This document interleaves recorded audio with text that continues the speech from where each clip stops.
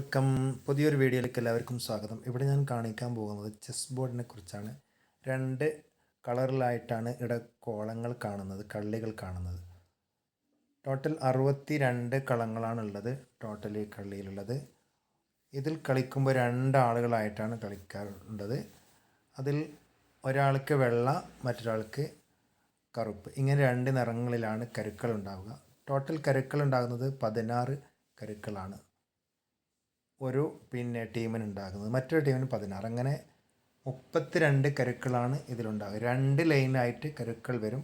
അതിൻ്റെ ബോർഡൊന്നും കൂടി ഞാൻ കാണിച്ചുതരാം. ഇവിടെ ഇതാണ് ഇതിൻ്റെ ബോർഡ്. ഇവിടെ താഴെ കാണുന്നുണ്ടല്ലോ, ഇത് കരുക്കളെല്ലാം ഉണ്ട്. ഇതിൽ നോക്കി നമുക്ക് പേരൊക്കെ എഴുതിയിട്ടുണ്ട്. കുറച്ച് വലുതാക്കി നമുക്ക് നോക്കിയാൽ കാണാൻ പറ്റും. അപ്പോൾ ഇതിൽ 2 ലൈനായിട്ടാണ് വെച്ചിട്ടുള്ളത്. ഇവിടെ നിന്ന് കാണാൻ വേണ്ടിയിട്ടാണ് കറുപ്പ് ഒഴിവാക്കിയിട്ട് മറ്റൊരു കളറിലാക്കിയിട്ടുള്ളത്. അപ്പോൾ നമുക്കവിടെ എഴുതിയതൊക്കെ കാണാൻ പറ്റും. അപ്പോൾ ഞാനൊന്നത് സൂമാക്കി കാണിച്ചു തരാം. ഇതാണ് ബോർഡിൽ കാണിക്കുന്നത്. ഇതിൽ 2 ലൈൻ. ഇപ്പം അപ്പുറത്തെ ലൈനായിട്ട് കാണിക്കുന്നുള്ളത്, ഫസ്റ്റ് ലൈനുള്ളത് കാലാൾ എന്നാണ്. കാലാൾപ്പടയാണ്. 8 കരുക്കളാണ് ഉണ്ടാവുക. കാലാൾപ്പടയിൽ 8 കരുക്കളാണ് ഇങ്ങനെ ഇവിടെ നിർത്തിയിട്ടുള്ളത്. 8 കരുക്കൾ ഇവിടെ കാണാം.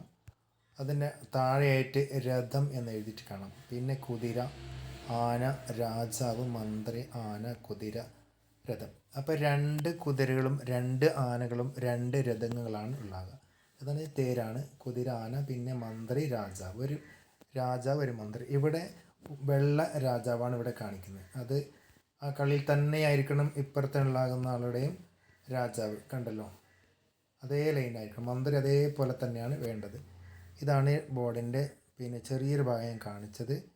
പിന്നെ അടുത്ത ഭാഗം ഞാൻ അടുത്ത വീഡിയോയിൽ കാണിക്കാം. അപ്പോൾ ഇതിൽ 16 കരുക്കളാണ് ഇതിൽ കാണിക്കുന്നുള്ളത്. 16 ലൈനായിട്ടുള്ളത് ഇവിടെ നമുക്ക് കാണാൻ പറ്റുക എവിടെയാണ്. ഓക്കെ, അതേപോലെ ഇവിടെയും 16 കരുക്കൾ. 8, 8, 16. അപ്പോൾ 8 കാലാൾപ്പട. അതിൻ്റെ താഴെയുള്ളത് ഏറ്റവും അടിയിലായിട്ട് കാണുന്നത് തേര്, കുതിര, ആന, രാജാവ്, മന്ത്രി, ആന, കുതിര, തേര്. ഇങ്ങനെയാണ് ഇത് വെക്കേണ്ടത്. ഇതിൻ്റെ നിയമം അങ്ങനെയാണ്. വൈറ്റ് രാജാവാകുമ്പോൾ അതിൻ്റെ ഈ സൈഡിലാണ് വരേണ്ടത്. വൈറ്റ് രാജാവ് എപ്പോഴും വൈറ്റിലായിരിക്കും.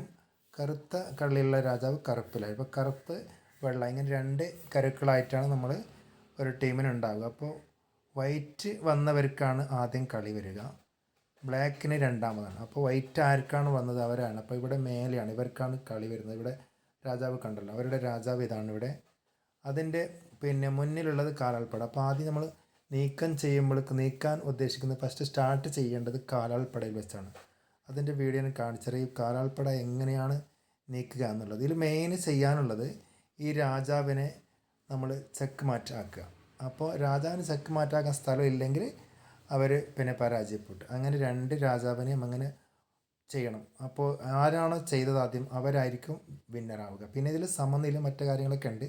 അപ്പോൾ ഈ വീഡിയോ കുറച്ച് കൂടിപ്പോകും. അതുകൊണ്ട് ഞാൻ ഇത് മാത്രമേ ഇപ്പോൾ പറഞ്ഞിട്ടുള്ളൂ. ഇനിയിപ്പോൾ ഇവിടെ വെക്കേണ്ട സ്ഥലങ്ങൾ ഈ രഥം എന്ന് പറയുന്ന മൂലയിൽ തന്നെയാണ്. എല്ലാത്തിൻ്റെയും എല്ലാ മൂലയിലാണ്. ഇവിടെയാണെങ്കിൽ ഇവരെ തന്നെയാണ് വേണ്ടത്. അത് മൂലയിൽ. അതിൻ്റെ തൊട്ടടുത്താണ് കുതിര ഉണ്ടാവുക. അതിൻ്റെ അടുത്താണ് ആന.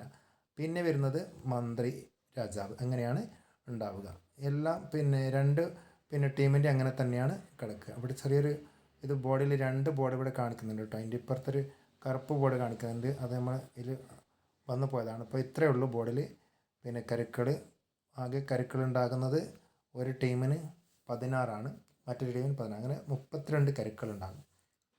ഇതാണ് ഈ ചെസ് ബോർഡിൻ്റെ ഭാഗം. അപ്പോൾ അതിൻ്റെ നീക്കങ്ങളെക്കുറിച്ചൊക്കെ നമുക്ക് അടുത്ത വീഡിയോയിൽ നമുക്ക് നോക്കാം. അപ്പോൾ എങ്ങനെയാണ് നീക്കേണ്ടത്, പിന്നീട് നമുക്കതിനെക്കുറിച്ചൊന്ന് ഒരു വീഡിയോ കൂടി ചെയ്യാം. അപ്പോൾ ഇത് മനസ്സിലായെങ്കിൽ ഒന്ന് കമൻറ്റ് ചെയ്യുക. Okay, by.